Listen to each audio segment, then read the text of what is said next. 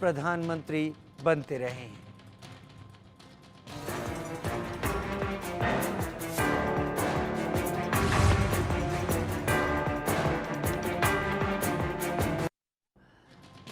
आम बजट पेश होने में 48 घंटे से भी कम वक्त बचा है। यह आम बजट मोदी सरकार के तीसरे कार्यकाल का पहला आम बजट होगा और इस बजट से भारत के हर वर्ग को बड़ी उम्मीदें हैं। सरकार भी इसी बजट से अपने 2047 के विकसित भारत विजन का खाका खींचने की कोशिश करेगी। भारत को तीसरी सबसे बड़ी अर्थव्यवस्था बनाने पर फोकस करेगी और 5 ट्रिलियन की इकोनॉमी बनने के विजन का ऐलान भी कर सकती है। इधर आम बजट से भारत के आम इंसान ने भी बेतहाशा उम्मीदें लगाई हुई हैं। क्या सभी की उम्मीदें पूरी होंगी? जानने के लिए ये रिपोर्ट।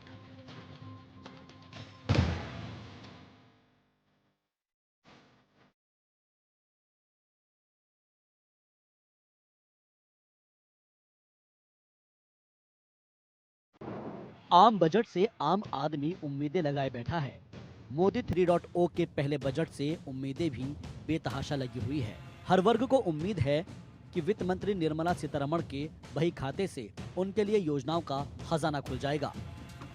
किसानों को उम्मीद है कि कृषि क्षेत्र के लिए नई योजनाएं आएंगी। किसान सम्मान निधि 6,000 से बढ़ाकर 8,000 कर दी जाएगी।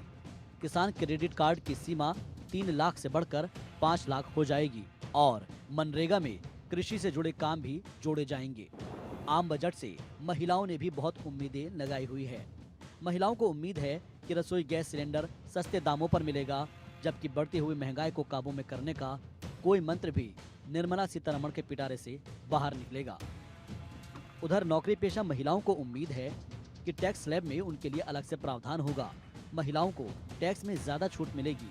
कामकाजी महिलाओं को उम्मीद है कि उनके लिए पेड लीव बढ़ाई जाएंगी। आम बजट से बहुत कुछ मेरी अपेक्षाएं हैं, जैसा कि अभी एक गृहिणी अपने हर तरह से घर को संतुलित करके चलती है, पर जो है कि खर्चे दिन पर दिन बढ़ते जा रहा है, तो उसका बजट वो कितना भी बैलेंस करना चाहे, वो बजट उसका हर महीने बढ़ता ही जा रहा है। युवाओं ने भी बजट से बहुत उम्मीदें लगाई हुई है। युवाओं को उम्मीद है कि शिक्षा पर खर्च बढ़ेगा, शिक्षा की क्वालिटी बढ़ाने पर फोकस होगा, लेकिन सबसे ज्यादा चिंता है रोजगार की। युवाओं को उम्मीद है कि बजट में रोजगार बढ़ाने का ऐलान किया जाएगा। रेलवे में खाली पदों को भरने का ऐलान होगा। कौशल विकास का दायरा बढ़ाकर युवाओं में नया जोश भरा जाएगा। हर बजट में जो ध्यान रखा जाता है वो गरीब वर्ग का ज़्यादा ध्यान रखा जाता है और उच्च वर्ग को बजट से कोई फर्क नहीं पड़ता है, पर इस बार बजट का मिडिल क्लास का ज़्यादा ध्यान रखते हुए शिक्षा के क्षेत्र में सबसे ज़्यादा ध्यान देने की जरूरत है। जिससे आशा है मध्यम क्लास के व्यापारियों को कुछ फायदा दिया जाए। इनको न तो किसी तरह का इंश्योरेंस का फायदा, आज किसी के नुकसान हो जाता है इनको फायदा नहीं मिलता, किसानों का कर्ज माफ होता, वो एक्सीडेंट होता तो उनको सबको फायदा मिलता है, व्यापारी को फायदा मिलना चाहिए। आज व्यापारी कितना इनकम टैक्स देता है, इस पे कोई स्कीम लानी चाहिए और एक इनकम टैक्स की छूट सीमा बढ़ानी चाहिए। डिफेंस सेक्टर ने भी बजट से खासी उम्मीदें लगाई हुई है। जवानों को उम्मीद है कि अग्निवीर योजना में किसी बड़े बदलाव का ऐलान होगा। सेना को उम्मीद है कि उन्हें आधुनिक उपकरण खरीदने के लिए अलग से बजट मिलेगा। डिफेंस सेक्टर को उम्मीद है कि बजट में 10% तक बढ़ोतरी होगी। डिफेंस बजट को बढ़ाकर 6.5 लाख करोड़ किया जाएगा। मेक इन इंडिया हथियारों को खरीदने के लिए अलग से बड़ा फंड मिलेगा। हम आत्मनिर्भरता की तरफ कदम बढ़ा रहे हैं। हम डिफेंस एक्सपोर्ट जरूर कम कर रहे हैं, लेकिन जो प्राइवेट जो प्लेयर्स हैं इस फील्ड में, जो मेक इन इंडिया के तहत जिनके ऊपर बजट बढ़ाना, वो भी एक एंगल है जिसको देखा जाएगा, एग्जामिन किया जाएगा। DRDO के रिसर्च एंड डेवलपमेंट, उनके इनोवेशन का बजट बढ़ना चाहिए। इसके अलावा जो तीनों सेनाएं हैं, सशस्त्र बल हैं, चाहे वो आर्मी हो, नेवी हो या एयरफोर्स हो, उनके बीच में उनके लॉन्ग टर्म प्लानिंग के हिसाब से कैपिटल अलॉटमेंट होनी चाहिए। उधर हेल्थ सेक्टर की बात की जाए तो हेल्थ सेक्टर से जुड़े लोगों को उम्मीद है कि सरकार का फोकस गांव और कस्बों तक हेल्थ सर्विसेज को बढ़ावा देने पर होगा। साथ ही गरीबों तक अच्छी स्वास्थ्य सुविधाएं पहुंचाने पर भी सरकार फोकस करेगी। उम्मीदें तो बहुत है। नौकरी पेशा लोग सालों से टैक्स में छूट का इंतजार देख रहे हैं, लेकिन हर बार खाली हाथ ही रह जाते हैं।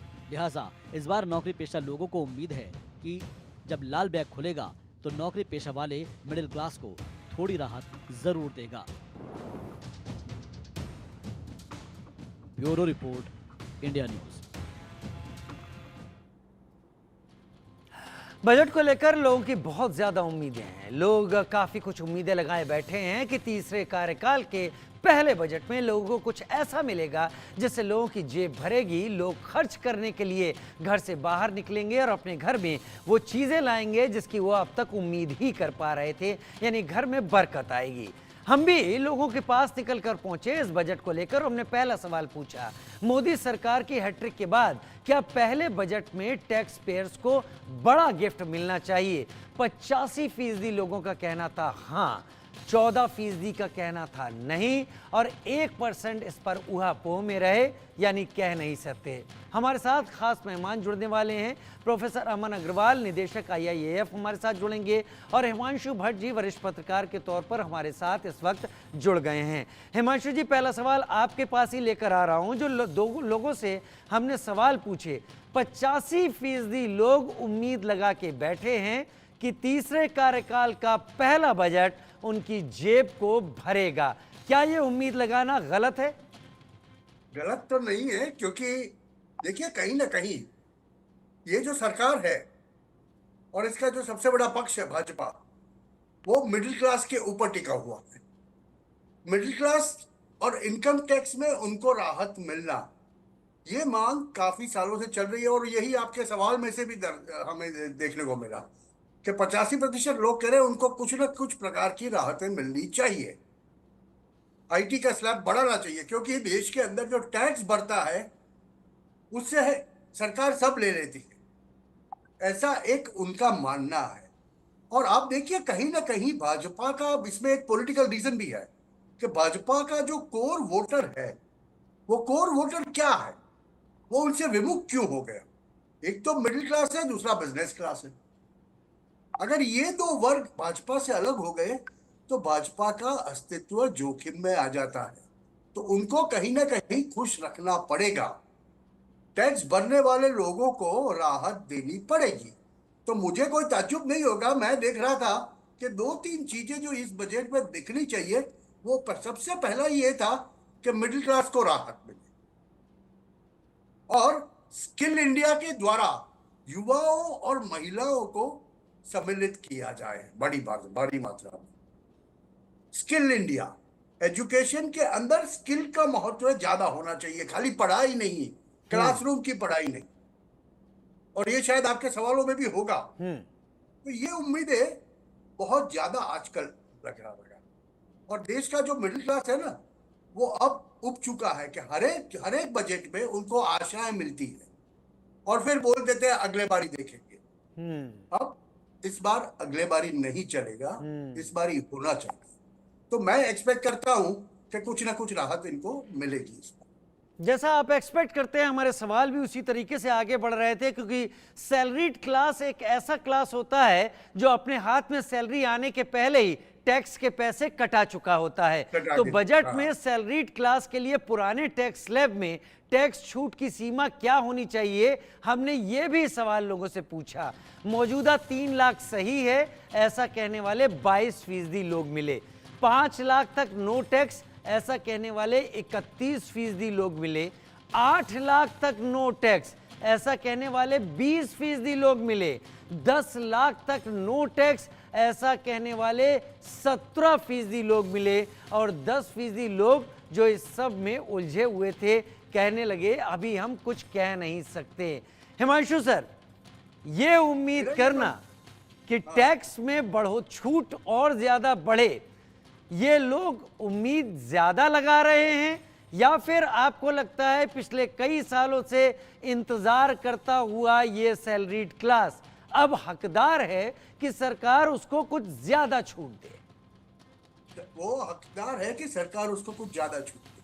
अगर हम चाहते हैं कि 2026-27 पे 5 ट्रिलियन पे पहुंचे और 2047 तक एक विकसित राष्ट्र बन जाए, तो हमें ये दायरा बढ़ाना पड़ेगा और वो नेट में भी ज्यादा लोगों को लाने पड़ेंगे। 3 लाख नहीं, छूट 5 से 8 लाख के बीच में कहीं होनी चाहिए।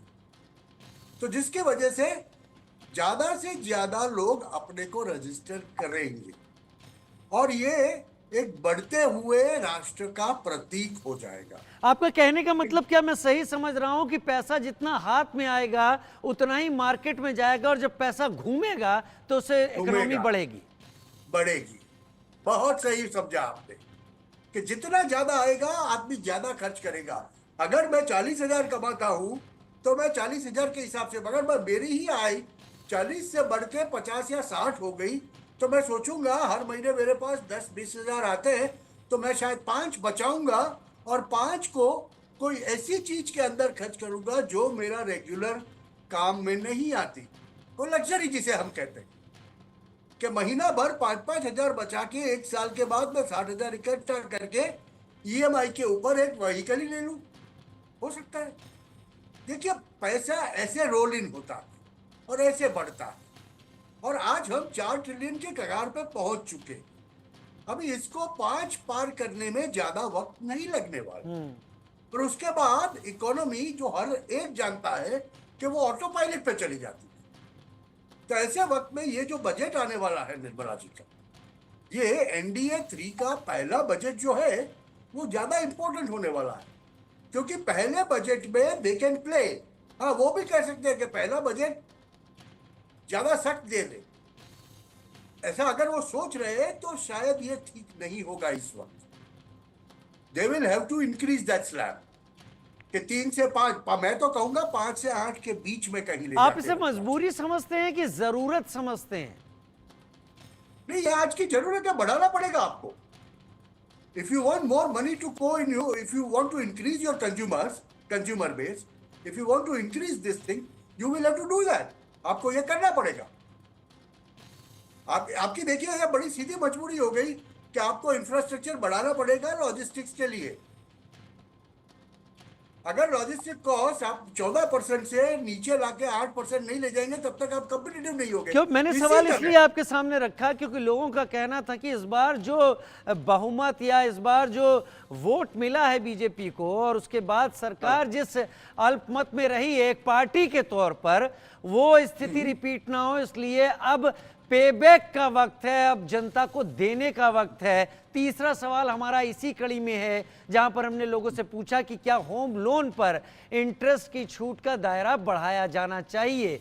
67%, 67% कहते हैं हाँ, 32% ने कहा नहीं, ऐसा नहीं होना चाहिए, और किसी ने भी ऐसा नहीं कहा कि कह नहीं सकते। यानी हम अगर बात करें घरों की, हर कोई अपने घर की अगर बात कर रहा है, हर कोई अपने घर में जाने की बात कर रहा है, तो होम लोन लेकर अपना घर बनाने की कोशिश करता है। लिहाजा लोग उम्मीद करते हैं कि उस पर छूट मिले।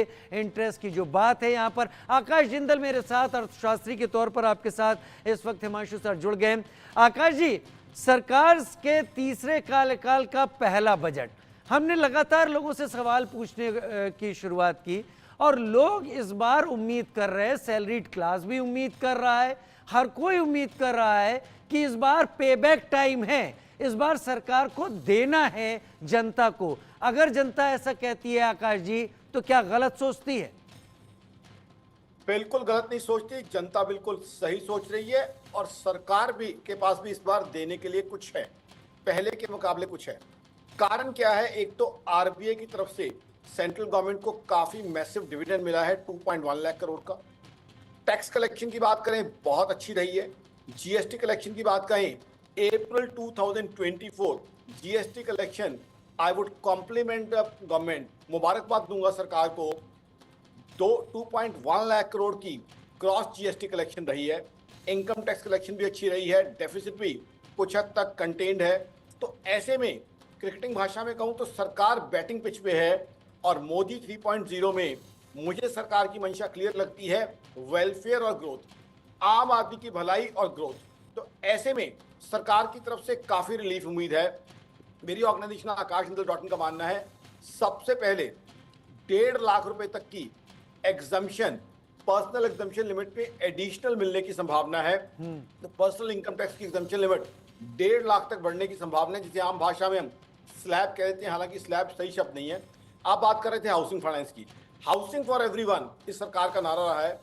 तो आजकल लोग 90% से ऊपर जो है दिल्ली मेट्रोपॉलिटन सिटीज की बात की जाए तो हाउसिंग फाइनेंस लेके घर बनाते हैं, उसमें दो तरह के कंपोनेंट होते हैं। पहला प्रिंसिपल कंपोनेंट सेक्शन 80C, वहां मेरी एक्सपेक्टेशन है कि 50,000 का एडिशनल रिलीफ मिल सकता है। दूसरा आ जाता है इंटरेस्ट कंपोनेंट सेक्शन 24B, जो कि ज्यादा इंपॉर्टेंट होता है क्योंकि 14-16 साल टिपिकली लंबे टर्म के होते हैं हाउसिंग लोन, तो वहां 1 लाख की एडिशनल एग्जम्पशन मिलने की संभावना है। उसके बाद आ जाइए आप हेल्थ इंश्योरेंस।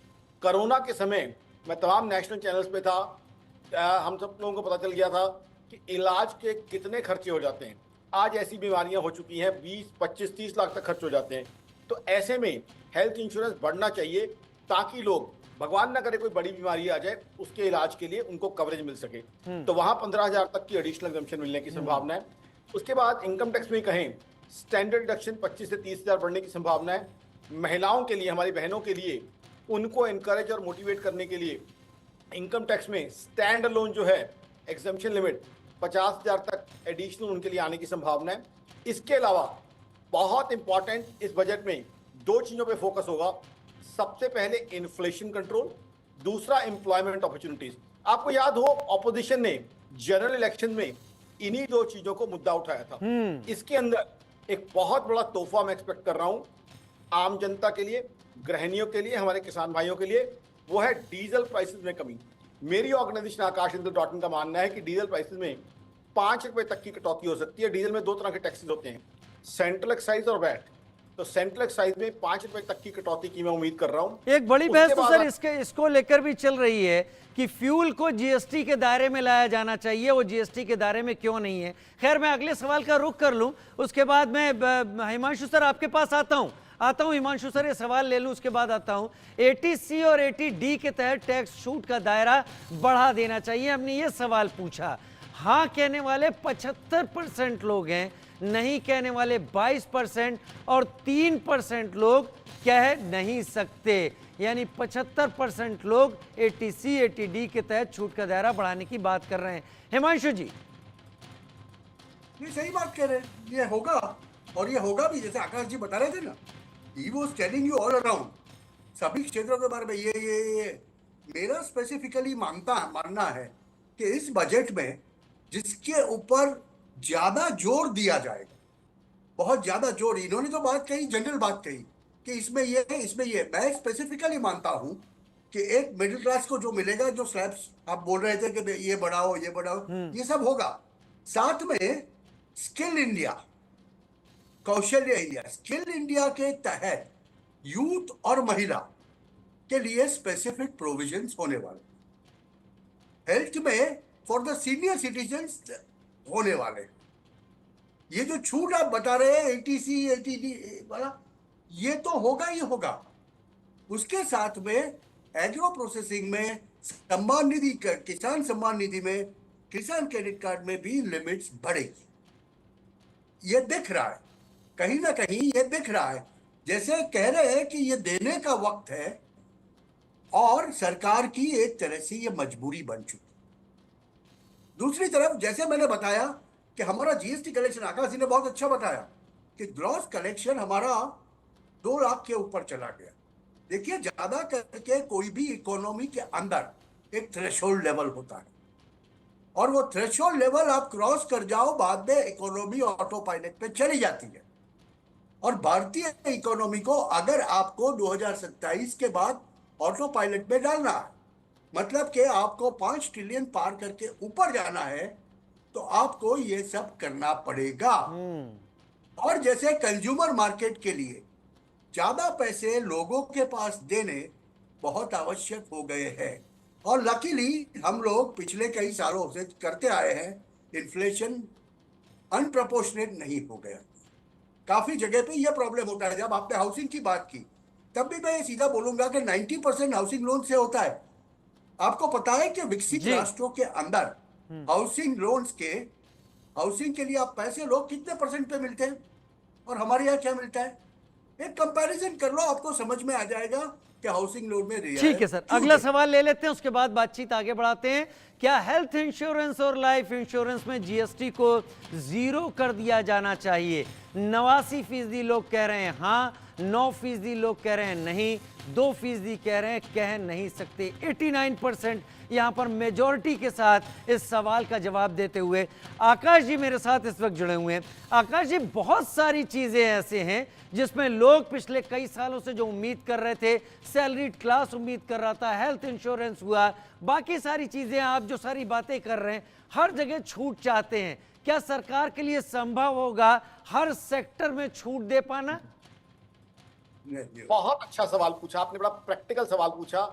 क्या सरकार के लिए संभव होगा हर सेक्टर में छूट दे पाना? बजट के समय सबकी उम्मीदें बनती हैं और उम्मीदों का हक भी है, प्रजातंत्र है, क्यों नहीं उम्मीद रखें। लेकिन क्या सबको दे पाना सरकार के पास होगा? लिमिटेड फंड्स होते हैं। मेरे हिसाब से सरकार के पास इस बार पहले से कहीं ज्यादा फंड्स है। और दूसरा आपको बात बताऊं, पर्सनल इनकम टैक्स की जैसे बात कर रहे थे हम, एग्जेम्पशन अगर बढ़ा दी जाती है तो लोगों के हाथ में पैसा आएगा। Once there's money in the hand of people, मेरी ऑर्गेनाइजेशन आकाशजिंदल.in का मानना है, वो जाके खर्चेंगे तो इससे इकोनॉमी चल 18,000 लोगों को रोजगार मिलता है। जितना आप टैक्स में छूट देंगे उतना ज्यादा जनरेट हो जाएगा। तो इसलिए ऐसा नहीं है कि अपेरेंटली आप टैक्स की छूट दे रहे हैं तो सरकार को नुकसान हो रहा है। सरकार को उसके कैस्केडिंग इम्पैक्ट की वजह से उससे ज्यादा टैक्स कलेक्शन हो जाएगी अगर पर्सनल इनकम टैक्स में एग्जम्पशन देती है। दूसरी बात, अभी हम बात कर रहे थे 80D की, हेल्थ इंश्योरेंस की। अब हेल्थ इंश्योरेंस में सरकार अगर छूट देती है तो उसका क्या होगा? लोग अपने इंश्योरेंस के पैसे से जो है अपना इलाज करवा लेंगे, सरकार के ऊपर प्रेशर कम आएगा, तो वो भी वहां गवर्नमेंट फाइनेंसेस बच रहे हैं। उसके अलावा सरकार को और भी कई चीजें करनी चाहिए। जीएसटी की आप बात कर रहे थे, जीएसटी में कंसेशन आने चाहिए। हालांकि यहां मैं दर्शकों को क्लैरिफाई कर दूं, वो बजट का हिस्सा नहीं होते, क्योंकि उसके लिए एक अलग जीएसटी काउंसिल है। जब उसकी मीटिंग होती है तो उसके अंदर वो फैसला आता है। उसमें सेंट्रल गवर्नमेंट के फाइनेंस मिनिस्टर और साथ में स्टेट गवर्नमेंट के रिप्रेजेंटेटिव होते हैं। बट हाँ, इस बात का मैं पूरा समर्थन करता हूं कि जीएसटी में बहुत बहुत कंसेशन आने चाहिए जो आम आदमी को रिलीफ दे। अब आ जाते हैं और सेक्टर्स पे। सबसे मेजर जो है इस बार एम्प्लॉयमेंट अपॉर्चुनिटीज के लिए बहुत बड़ा थ्रस्ट आने की संभावना है, क्योंकि आपको याद होगा ऑपोजिशन ने इसी चीज को मुद्दा बनाया था इलेक्शन में, एम्प्लॉयमेंट अपॉर्चुनिटीज। आई थिंक उसके लिए इंफ्रास्ट्रक्चर पे बहुत भारी एलोकेशन होगा। इंफ्रास्ट्रक्चर पे एलोकेशन होगा तो उससे क्या होगा? मैन्युफैक्चरिंग बढ़ेगी। अभी चाइना कमजोर हो रहा है लगातार, यूएस के चाइना के साथ रिलेशन अच्छे नहीं है। तो ऐसे में हिंदुस्तान के पास गोल्डन अपॉर्चुनिटी है। और आज हमारे पास एक ऐसे टैलेंटेड प्राइम मिनिस्टर हैं जो हिंदुस्तान की एबिलिटीज को जानते हैं, और वो उनको पता है उस सरकार को कि हिंदुस्तान की अपॉर्चुनिटीज को कैसे यूज करके हम आज 5th लार्जेस्ट इकोनॉमी तो बने हैं, जल्द से जल्द 3rd लार्जेस्ट इकोनॉमी बन सके। आज दर्शकों को बता दूं, 8.2% का हमारा जीडीपी ग्रोथ है, जो दुनिया की बड़ी इकोनॉमी में फास्टेस्ट है। अमेरिका, चाइना, जर्मनी, जापान, जो चारों इकोनॉमीज हमसे बड़ी हैं, उनका ग्रोथ रेट हमसे कहीं ज्यादा पीछे है। तो ऐसे में हिंदुस्तान उस पोजीशन पे, इसीलिए मैं कह रहा हूं कि बैटिंग पिच पे हम। अब सरकार को चाहिए opening the face of bat, वो सरकार मेरे हिसाब से करने वाली है, क्योंकि ये पावर पैक बजट होगा। उसके अंदर प्रोविजंस क्या हो सकती है? सबसे पहले तो किसान भाइयों के लिए, हमारे अन्नदाताओं के लिए सम्मान निधि, मेरा ये मानना है 6,000 रुपए से डबल होके 12,000 होने की संभावना है। दूसरा आ जाता है किसान भाइयों के लिए 0 इंटरेस्ट लोन। देखिए, एक बड़ी विचित्र सिचुएशन आज, आकाश जिंदल जैसे व्यक्ति ने दिल्ली में अगर 5 करोड़ का फ्लैट लेना होता है तो उसे शायद 0 इंटरेस्ट पे पैसा मिल जाता है, क्योंकि वहां शायद बिल्डर की सबवेंशन होती है। आकाश जिंदल जैसे व्यक्ति ने 30 लाख की गाड़ी लेनी है, शायद 0% पे पैसा मिल जाता है, क्योंकि शायद गाड़ी के मैन्युफैक्चरर की सबवेंशन जो होती है। बट हमारा किसान भाई, हमारा अन्नदाता, जो आकाश जिंदल से कहीं ज्यादा वाइटल है, कहीं ज्यादा रेलिवेंट है इकोनॉमी के लिए, उसको लोन मिलता है 12%, 15% या इवन 18% पे। तो मेरे हिसाब से किसान भाइयों के लिए 0% रेट ऑफ इंटरेस्ट के लोन पे आने वाली स्कीम है। उससे क्या होगा? किसानों की इनपुट कॉस्ट कम हो जाएगी, और किसानों की जो आय बढ़ाने की बात है, किसान भाई क्या चाहते हैं कि उनकी आय बढ़े, और सरकार का टारगेट भी है कि किसानों की इनकम बढ़ाई जाए। वो जो है रास्ता आगे खुल जाएगा, रास्ता स्मूथ हो जाएगा। ठीक है सर, मैं अब रुक करूंगा हिमांशु जी का। आपने विस्तार से कई चीजें रखी और किसानों के मुद्दे को आपने एड्रेस किया, जिस पर सरकार पिछले कुछ दिनों में बैक ट्रैक पर दिखाई पड़ी। पावर सेक्टर एक ऐसा है जो कि बहुत ज्यादा सरकार के फोकस में रहा है, और आवास बहुत फोकस में रहा है। पिछले इंटरिम बजट के दौरान 2 करोड़ घर बनाए जाने की बात हुई। हडको जो सरकार की पीएसयू है उसके शेयर इतने ज़्यादा आगे बढ़ गए, उसी को देखकर समझ में आने लगा कि सरकार क्या सोच रही है। हिमांशु जी, पावर सेक्टर, ईवी जिसमें इलेक्ट्रिकल व्हीकल की भी हम बात कर लेते हैं, और ये आवास, ये सरकार के कितना फोकस में रहेंगे? एकदम फोकस पे है। देखिए, पहले बात करें हम एनर्जी की, तो पावर आज सरकार का पूरा ध्यान, क्योंकि पता है कि क्रूड और पेट्रोलियम जो है वो अब थोड़े सालों का खेल है। नया क्रूड जो है वो डेटा होने वाला। तो यहाँ पर हमारी पावर की जरूरियात, एनर्जी की जो जरूरतें हैं, वो जरूरतों को हमें अपने आप खुद कहीं ना कहीं पूरी करना होगा। तो हाइड्रोजन, ग्रीन हाइड्रोजन से लेके और घरों में मिलने के लिए एटॉमिक पावर से लेके, वो तो सबसे अच्छा मीन्स है, मगर उससे पहले सोलर पावर का जो यूसेज है वो, और हाइड्रोजन, ग्रीन हाइड्रोजन, ये सब को एक्सप्लोर करके उनके ऊपर फोकस करना बहुत जरूरी है। और इसीलिए शायद आपको याद होगा कि 1 करोड़ घरों के ऊपर, घरों में सोलर पावर की बात भी प्रधानमंत्री जी खुद कर चुके हैं, जो ये बजट में आएगा। जैसे इंटरिम में बोला गया कि 2 करोड़ घर बनाए जाएंगे। तो हाउसिंग फॉर ऑल का जो हमारा ये है, जो एक ध्येय है सरकार का, तो वहां पर housing for all, luxury housing sir, तो होगा माफी के नहीं। साथ आपको रोक रहा हूं, आप Affordable लोगों ने जो उम्मीदें हैं वो जगा दी हैं, और 48 घंटे का वक्त है। देखें वित्त मंत्री निर्मला सीतारमण के पिटारे में क्या है। समय मेरे पास इतना ही है। दर्शक समझ पाए होंगे कि इस बार दर्शक खुश होने वाले हैं। जो भी देख रहे हैं, जो जनता सैलरीड क्लास है, इस बात की पूरी उम्मीद आप जैसे एक्सपर्ट्स लगा रहे हैं, तो ये लगता है कि ये पूरी होने वाली है और यही कुछ पिटारे से निकलेगा। बहुत शुक्रिया आप दोनों हमारे साथ जुड़े इस विस्तार से विश्लेषण के साथ। और अब आगे बढ़ेंगे। हिंदुस्तान का प्रहार, आतंकिस्तान में हाहाकार।